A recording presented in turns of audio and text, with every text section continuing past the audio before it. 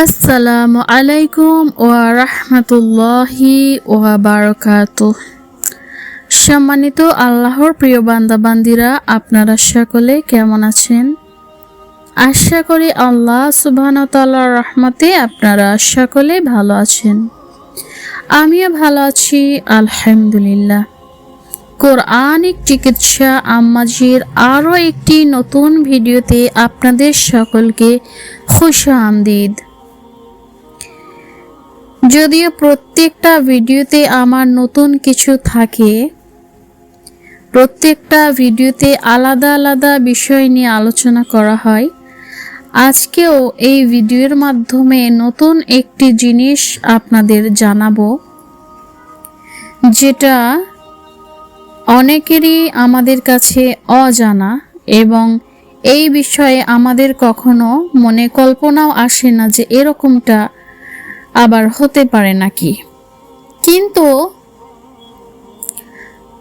আমাদের দুনিয়াতে, পৃথিবীতে আমরা যেগুলা চোখে সরাসরি দেখতে পাই, এগুলার বাহিরেও কিন্তু অনেক কিছু আছে যে জিনিসগুলা আমাদের চোখে ধরা পড়ে না। আমাদের চোখে যতটা শক্তি আল্লাহ দিয়েছেন আমরা ততটুকুই দেখতে পাই, কিন্তু এমন কিছু জিনিস আছে যেগুলা আমাদের দৃষ্টিশক্তির বাহিরে থাকে এবং যে বিষয়গুলো নিয়ে আমাদের অনেক ভুল চিন্তা ভাবনা রয়েছে, যে বিষয়গুলো আমাদের অজানা।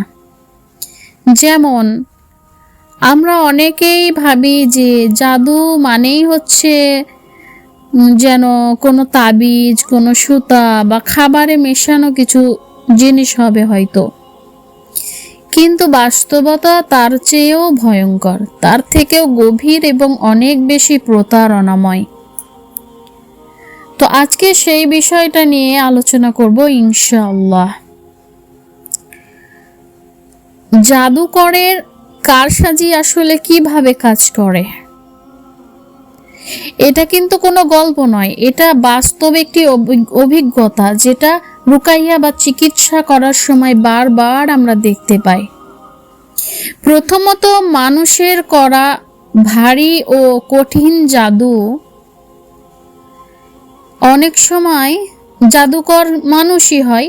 সেক্ষেত্রে কি হয়, মানুষ যেগুলা ব্যবহার করে জাদু করার জন্য, সেই জিনিসগুলা হচ্ছে যে ছুঁচ, চুল, দাড়ি, নখ, পশুর কিছু অংশ, তারপরে পাথর, লোহার পেরেক, এমন বস্তু যেগুলো স্বাভাবিকভাবে মানুষ কিন্তু এগুলা খেতে পারে না, তাই না? এই জিনিসগুলো তো আর খাবার জিনিস না, তাহলে মানুষকে এটা কিভাবে এটা দিয়ে জাদু করা হবে বা কিভাবে মানুষের শরীরের ভিতরে এগুলো যাবে, তাই না? তো এই সময় কি হয়, যারা জাদুকর আছে তাদের কিন্তু একটা একটা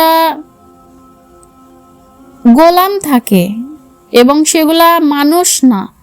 জাদুকরের গোলাম হচ্ছে জিন, শয়তান জিন। তারা শয়তান জিনকে নিজেদের গোলাম বানিয়ে রাখে।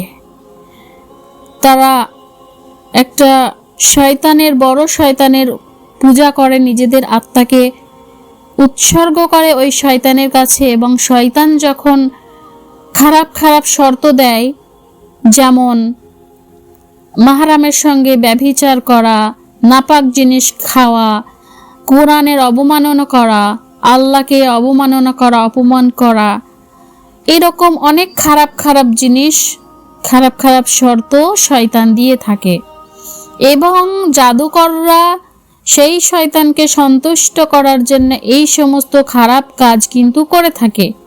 তখন ওই শয়তান সন্তুষ্ট হয়ে একটি ছোট শয়তানকে গোলাম হিসাবে ওই জাদুকরের কাছে দিয়ে দেয়। জাদুকর তখন ওই জিনের দ্বারা কাজ হাসিল করে।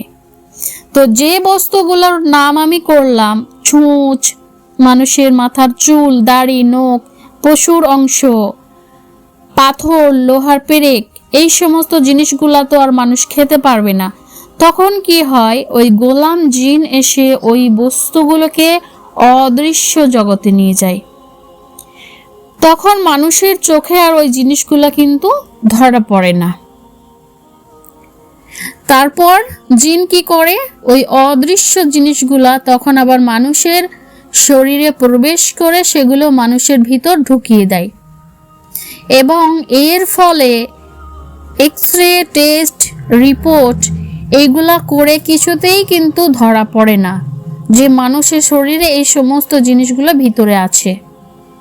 কিন্তু জাদু ঠিকই কাজ করতে থাকে, এবং এই জাদুগুলা বছরের পর বছর ধরে কাজ করে, এগুলা কাটে না যতক্ষণ না পর্যন্ত রুকাইয়া না করা হয়, বা যতক্ষণ না পর্যন্ত এটা ইসলামিক চিকিৎসা করা হয়।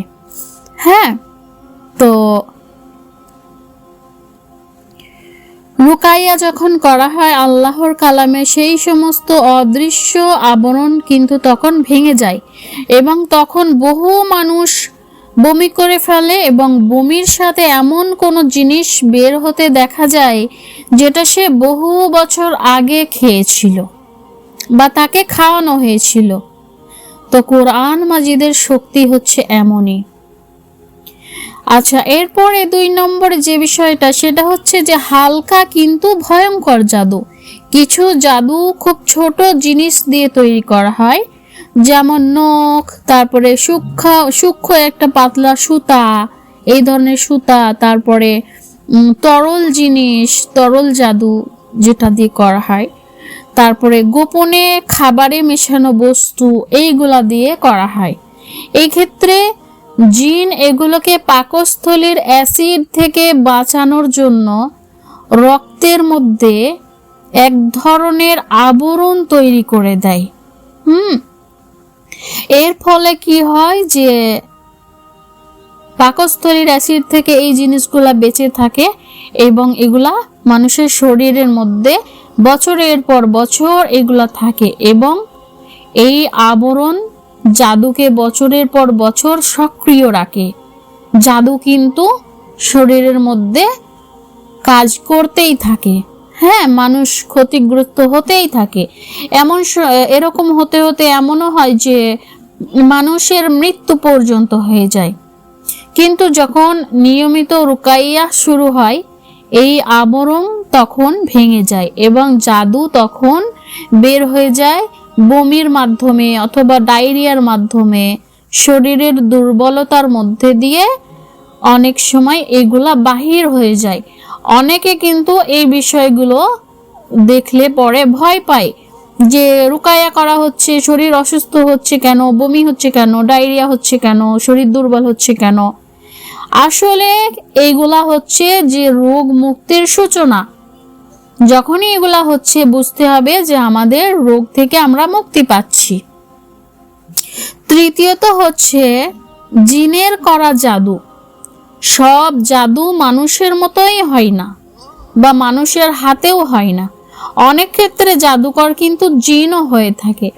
যেমন কোনো মহিলাকে যদি কোনো জিনের পছন্দ হয়, জিন শয়তান তখন কি করে, ওই যে মহিলারা চুল আঁচড়ায়া এদিক ওদিক ফেলে দেয়, অথবা হাইজের যে কাপড় তারা ব্যবহার করে বা যে প্যাড তারা ইউজ করে, এগুলা এখানে ওখানে ফেলে দেয়, তখন ওই জিন শয়তান হাইজের ওই কাপড় বা মহিলার মাথার চুল যেখানে ফেলে দেয় অথবা চিরুনির মধ্যে লাগিয়ে রাখে, ওইখান থেকে চুল নিয়ে সে কি করে, জাদু করে ওই মহিলার উপর আসর করার জন্য, বা ওই মহিলার শরীরের মধ্যে প্রবেশ করার জন্য জিন শয়তান অনেক সময় এই ধরনের জাদু করে থাকে।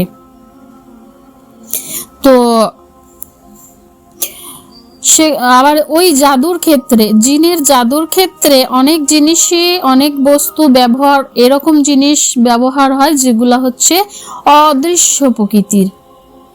এই ধরনের জাদু শরীরে থাকে এবং বছরের পর বছর কাজ করে, কিন্তু কখনো চোখে দেখা যায় না।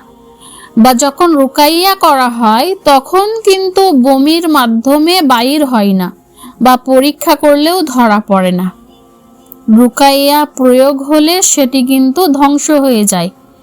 কোরআনের শক্তিতে আল্লাহর কালামের শক্তিতে কিন্তু সেটা ধ্বংস হয়ে যায়।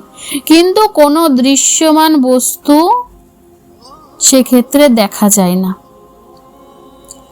আর এখানে অনেকে ভুল করে, অনেকেই ভাবে যে কিছু তো বাইর হলো না, তাহলে বুঝি কাজ হয় নাই, এরকমটা মনে করে।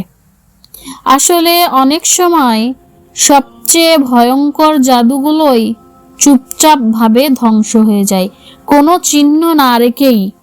তাহলে এখান থেকে আমরা শিক্ষাটা কি পাচ্ছি, যে সব জাদু কিন্তু চোখে দেখা যায় না, আবার সব শিফা কিন্তু বমির মাধ্যমে আসে না, এবং সব রোগ কিন্তু রিপোর্টে ধরা পড়ে না। কিন্তু আল্লাহর কালাম যেখানে পৌঁছায় সেখানে কোনো জাদুই টিকে থাকতে পারে না। জাদুকর যতই চালাক লোক হোক বা যত চালাকি করুক, তারা কিন্তু কোরআনের সামনে চরম অসহায়।